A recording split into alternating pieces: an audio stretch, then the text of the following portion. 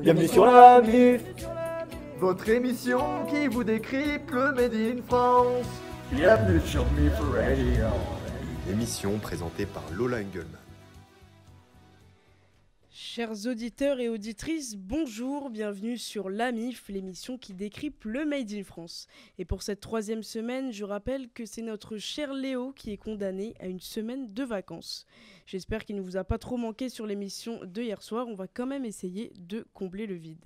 D'ailleurs, pour les absents, je rappelle que vous pouvez toujours aller réécouter l'émission sur la chaîne YouTube de Coq Echo by SCPA ainsi que sur le SoundCloud. Vous pouvez également retrouver des articles et vidéos et pour ça, rendez-vous sur le site web de Coq Echo by SCPA. Ils continuent de vous impressionner tous les jours, enfin du moins je l'espère. Leur système immunitaire résiste juste pour animer vos soirées. C'est bien évidemment nos 3 journalistes survivants. Il a une barbe rousse merveilleusement bien taillée aujourd'hui, un pantalon un peu trop court, mais surtout, c'est l'as du Made in Région, c'est bien évidemment Luc. Alors Luc, comment ça va ? Écoute Malola, merci pour ces éloges, ça peut que très bien aller. En plus de ça, j'ai regardé un petit peu le sondage et j'ai vu que j'avais un certain succès. Désolé mon Robin, mais tu feras mieux la prochaine fois, hein, c'est pas grave. Ouais, on essaiera de faire mieux, oui, tout à fait. Et il a tendance à ne jamais s'arrêter de parler, alors que parfois le silence ça fait pas de mal, mais on l'aime quand même. Je vous rassure, c'est Robin. J'imagine que t'es plein d'énergie, comme tous les jours. Oui Lola, comme tous les jours, plein d'énergie, plein de bonnes ondes à vous faire partager, à vous mes chers collègues et surtout à toi Malola, j'espère que tu vas bien. Et moi ça va super. Tant que vous êtes là et qu'on finit pas à 2 pour une émission, ça va. on va faire en sorte, on va croiser les doigts. Il n'en restera qu'un, comme dirait Denis. Et pour finir, elle se revendique comme pas drôle et pourtant, elle m'a impressionnée sur les 2 dernières minutes décalées. C'est la pro des sujets sur le bisou. Et Emma, j'espère que personne n'a osé te faire la bise aujourd'hui. Et non, Lola, personne ne m'a fait la bise, mais après cette petite minute décalée hier, je pense que plus personne va me la faire. Mais en tout cas, je suis contente d'être avec vous aujourd'hui. Bon, on a hâte de les entendre. Plaisir partagé d'ailleurs. Au programme, hier, on recevait Clara du pôle vidéo. Aujourd'hui, c'est Emma du même pôle qui va vous parler de sa vidéo qui est sortie aujourd'hui. Dans le dossier du jour, Emma nous exposera les contraintes à faire du Made in France pour les entreprises. Dans la rubrique de la semaine, je vous le rappelle, le thème c'est la mode. Cette fois-ci, pour le Made in Région, Luc a décidé de céder sa place. C'est Robin qui nous transportera dans un endroit très animé en été. Est-ce que cela vous surprend que les masques de l'Assemblée nationale proviennent de Chine ? C'est la question qui va diviser Luc et Robin. Et votre préféré, pour finir, Luc prendra les commandes de la Minute Décalée pour vous parler de Mister France. Amateurs et amatrices de gros muscles, 7 minutes est pour vous. Comme je vous l'ai annoncé, on est en présence de Emma qui va nous parler de sa vidéo qui est sortie ce matin sur Coq Echo by SCPA. Emma, dis-nous-en un peu plus sur cette vidéo justement. Alors déjà, merci Lola de m'avoir invitée aujourd'hui. Alors avec mon acolyte Roman, on a décidé de faire une vidéo de décryptage qui parle de diamants. Alors pour la petite anecdote, je pense que vous le savez, mais les diamants mettent plusieurs années, enfin des millions d'années à se former dans leur milieu naturel. Et en fait, il existe une entreprise en région parisienne qui a innové une nouvelle technique qui permet de créer des diamants synthétiques, donc avec les mêmes matières premières qu'un diamant brut, sauf qu'au lieu que ça se forme dans une roche durant des millions d'années, ça se forme dans un four micro-ondes à plus de 1000 degrés et en seulement 2-3 semaines, on peut avoir un diamant. Alors c'est moins cher que le diamant brut, mais je vous en dis pas plus et vous pouvez donc retrouver encore plus d'infos sur notre vidéo donc, qui est sortie actuellement, disponible sur le YouTube de Coq Echo et sur le site internet également de Coq Echo. Merci beaucoup Emma, vous l'avez entendu, il est l'heure, si vous ne l'avez pas encore regardé, d'aller regarder cette fameuse vidéo de diamants confectionnés dans un micro-ondes. Le Made in France, ça le vent en poupe et de plus en plus d'entreprises se lancent dans une conception bleu-blanc-rouge. Mais le chemin pour celle-ci est parfois semé d'embûches, elles doivent faire face à de nombreuses contraintes. C'est le cas de la marque Megevan Tranquille Émile. Les explications d'Emma Resgar. Et oui Lola, pas facile de faire du Made in France. Alors quand une entreprise se lance dans une fabrication française, de nombreux obstacles, challenges sont à relever. C'est notamment le cas pour le secteur du textile où il est parfois compliqué de proposer des produits bleu, blanc, rouge. Alors toutefois, certains ont eu le courage de se lancer. C'est le cas de la marque Tranquille Émile. Cette jeune entreprise vend des vêtements et accessoires intégralement fabriqués dans l'Hexagone. Toute la confection de leurs produits, en passant par le tricotage, la teinture ou encore le découpage, est faite en France. Et attention, 80% de leurs produits sont faits dans la région Auvergne-Rhône-Alpes. Alors il s'agit d'une volonté de la marque de s'engager dans une consommation plus responsable dans tous les sens du terme, aussi bien au niveau écologique qu'économique. Mais faire du Made in France, c'est aussi faire face à quelques contraintes, comme nous l'explique Quentin Demauroy, responsable marketing et développement chez Tranquille Émile. Alors première contrainte, un coût plus élevé lorsque la fabrication est française, ce qui entraîne par conséquent un produit plus cher pour les consommateurs. Les engagements, d'une part, ça a un coût. Et c'est la première chose dont on parle généralement quand on évoque le sujet du Made in France. Ça a un coût. Ça a le coût des salaires français, ça a le coût des charges des entreprises françaises, qui fait qu'automatiquement, nos produits, on s'éloigne justement des prix dont on s'est habitué. Et on n'est pas du tout sur les t-shirts qui sont vendus à 5 ou 10 euros. Donc ça, c'est, on va dire, le premier frein. Vous l'avez compris, l'aspect financier peut être un frein pour une jeune entreprise, mais ce n'est pas tout. Dans le cas de la marque Tranquille Émile, une deuxième contrainte s'ajoute, les délais de fabrication beaucoup plus longs. On a environ de 4 à 5 mois de délai pour le lancement d'une collection.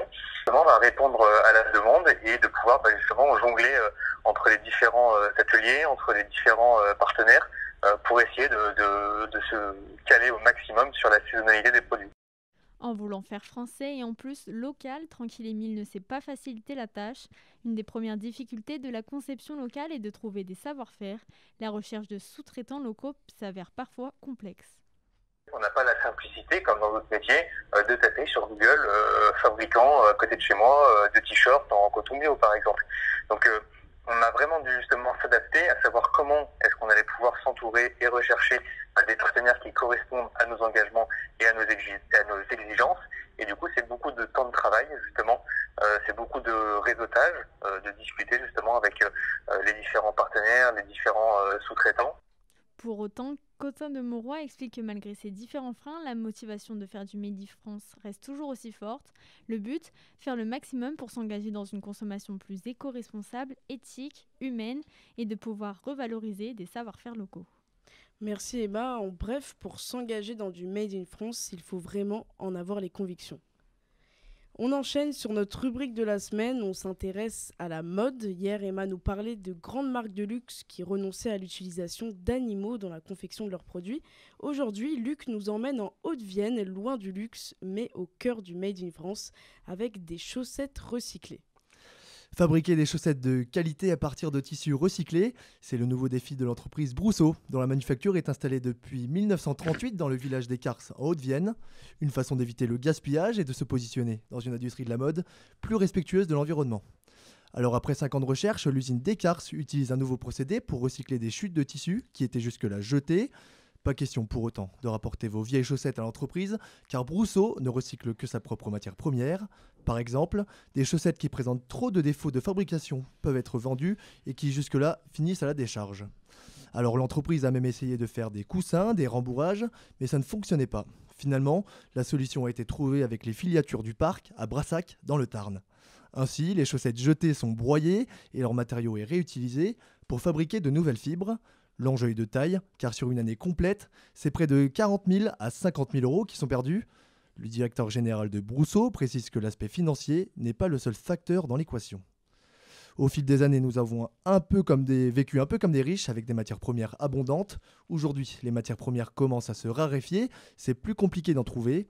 Les prix fluctuent énormément, c'est quand même dommage de mettre dans tout ce qu'il y a dans le coton le premier choix à la poubelle. Un nouveau procédé novateur qui devrait en inspirer certains.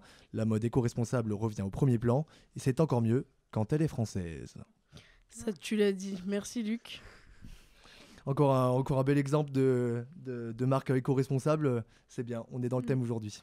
Rappelle-moi, elle s'appelle comment du coup ces chaussettes C'est l'entreprise Brousseau du coup. Brousseau. Voilà, local qui a fabriqué dans la région, donc dans les Hauts-de-Vienne. D'accord. Merci Luc. Il faut en parler. Et maintenant, c'est parti pour votre voyage de la journée. C'est pas ça, Michel? C'est aberrant, quoi. C'est pas un mec à... C'est l'accent. Comme d'habitude, c'est de la poudre de perlimpin. C'est l'heure de ma chronique préférée, le Made in Région.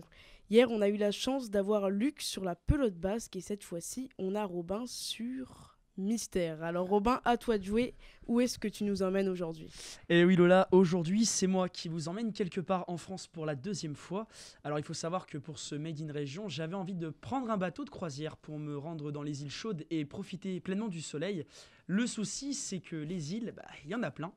Et au final, j'ai tout de même réussi à faire mon choix et je me suis dit que j'allais essayer de vous faire découvrir l'île en question. Si je vous mets cette musique, est-ce que ça vous dit quelque chose ?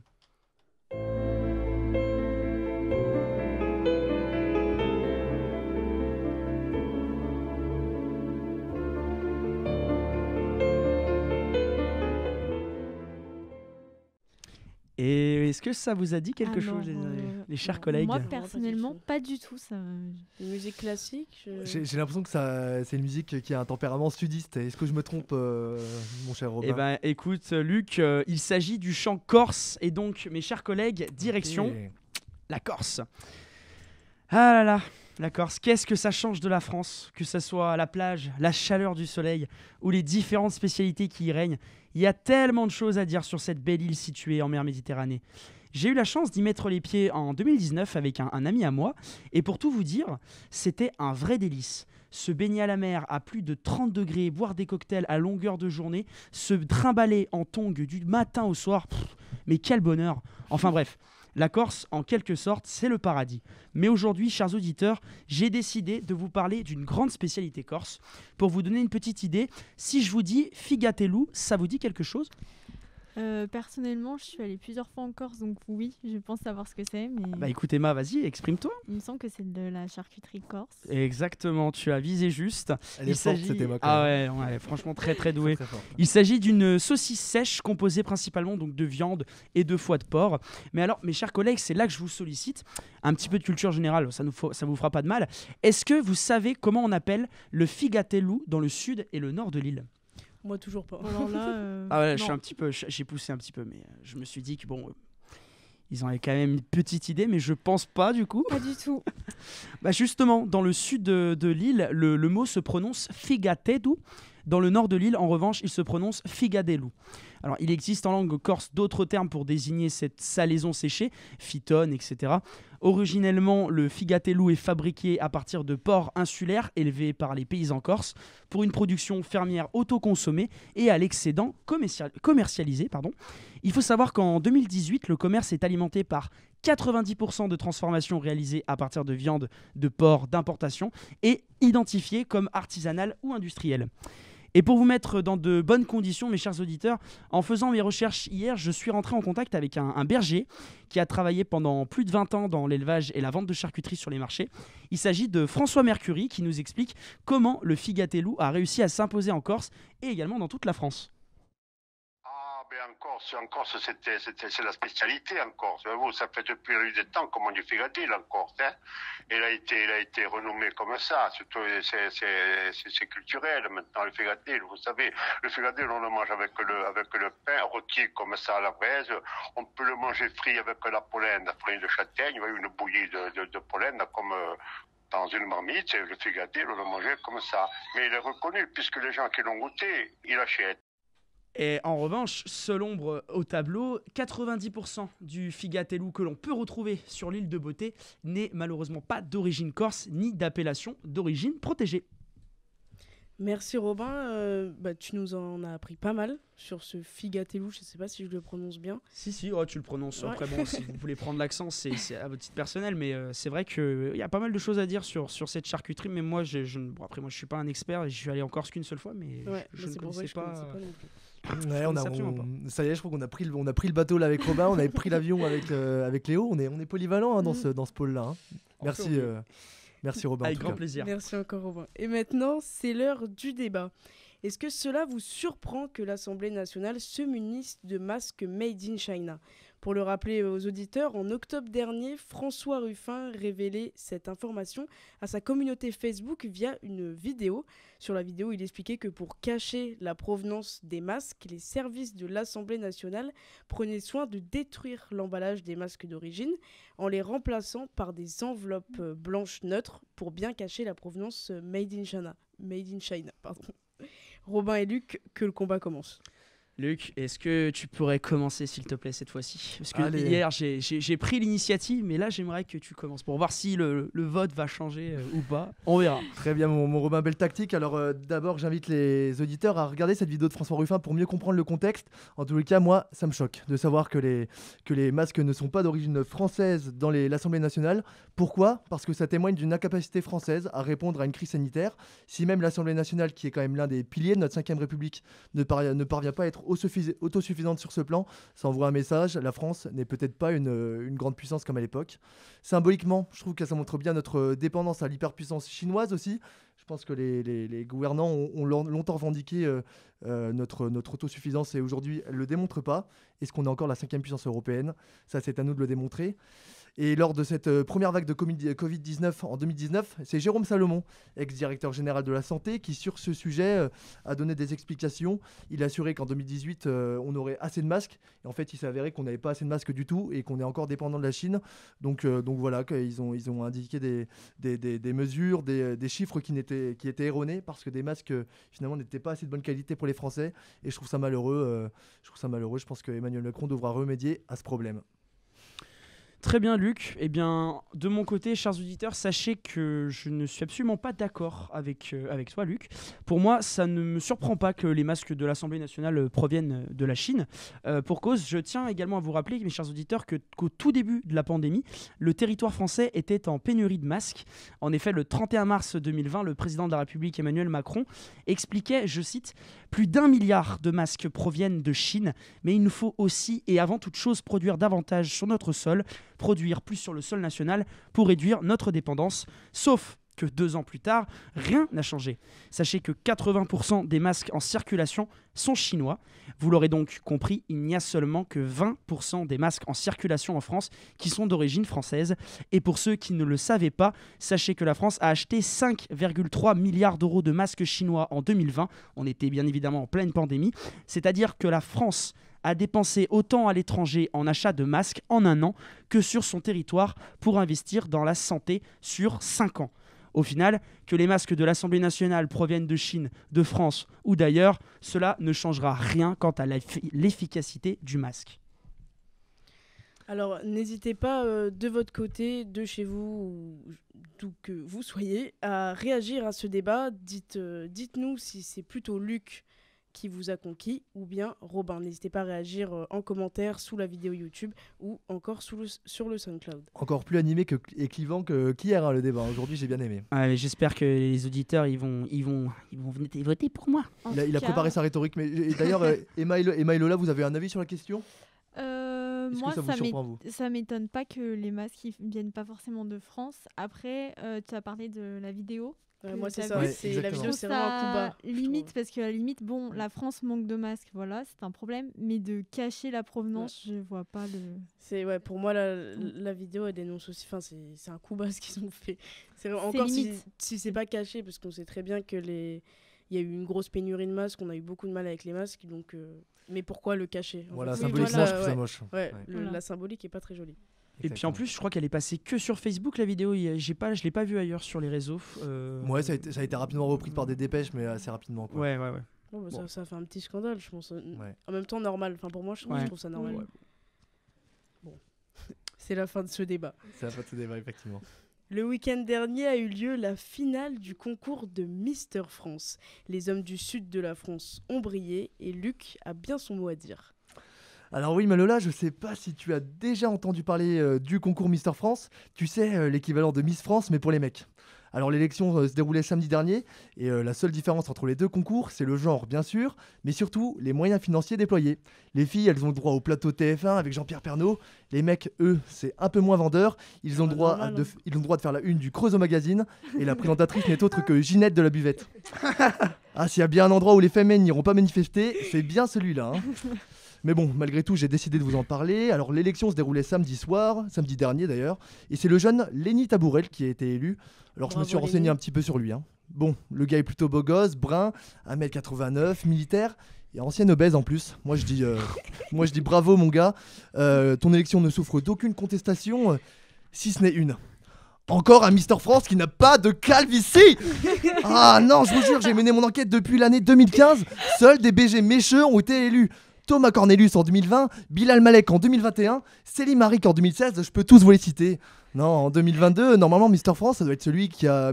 C'est plus Mister Stéréotype. J'ai des traits parfaits, encore aucune cerne, et j'ai les six-packs, c'est fini, tout ça, c'est révolu. Non, en 2022, on doit faire plus de discrimination sur les genres, les physiques, les croyances d'une personne. En 2022, on défend les opprimés comme moi sur les concours de beauté. En plus, je sais pas ce que vous en pensez, j'en fais peut-être un peu trop, mais en dehors du secteur de beauté, nous les chauves ou porteurs de calvos, on est souvent haut placés dans la société. Regardez bien, dans les affaires, le plus riche, c'est Jeff Bezos. Au ciné, on a le combo Vin Diesel, Zorox et Statham, carrément. Et au gouvernement, on a Jean Castex, évidemment. Alors, en plus, en me documentant, j'ai trouvé plein d'articles qui disaient que finalement, les femmes trouvaient que les chauves étaient souvent sexy, matures et charismatiques, rien que ça. Alors, vous, foutu concours, il serait peut-être temps de vous mettre au goût du jour. Je tiens quand même à l'applaudir. Incroyable, Luc. Et il m'a mis les larmes aux yeux. Merci, Incroyable. Excellente prestation, Luc. Mais en fait, moi, ma question, Luc, c'est plutôt pourquoi c'est pas toi, Mister France, l'année prochaine. Et déjà, c'est T'y as Mister Love. pensé ou pas Alors déjà, je tiens à rappeler que j'ai des antécédents parce que je vais bientôt démissionner du journalisme pour pratiquer le mannequinat. Voilà, le mannequinat. Ensuite, je vais faire Mister France. Donc si, ça m'énerve un petit peu parce que c'est ce que je disais en fin de chronique, les chauves, les porteurs de calvos comme moi, on a du potentiel à revendre. Encore, je trouve que t'es dur avec toi-même parce que Oui. t'as pris une sacrée pousse là depuis T'es 3 pas chaud, semaines. Luc. Ouais, je Oui, l'ai jamais vu chaud. Moi, je t'ai toujours connu avec tes cheveux, Luc. Vous voulez qu'on parle d'un autre débat, l'huile de ricin, que je m'implique sur les chevelus? Allez, comme vous voulez. La prochaine fois, lui. Allez, la prochaine fois. Bon, en tout cas, retenez-le, mesdames, Luc est un homme à marier. Et c'est la fin de cette chronique, on se quitte là-dessus. Et on se dit à demain, 18h, même heure, 18h, pour une nouvelle émission. Bonne soirée à tous. Merci à tous. Demain, À bonne demain. soirée. Bye bye, ciao.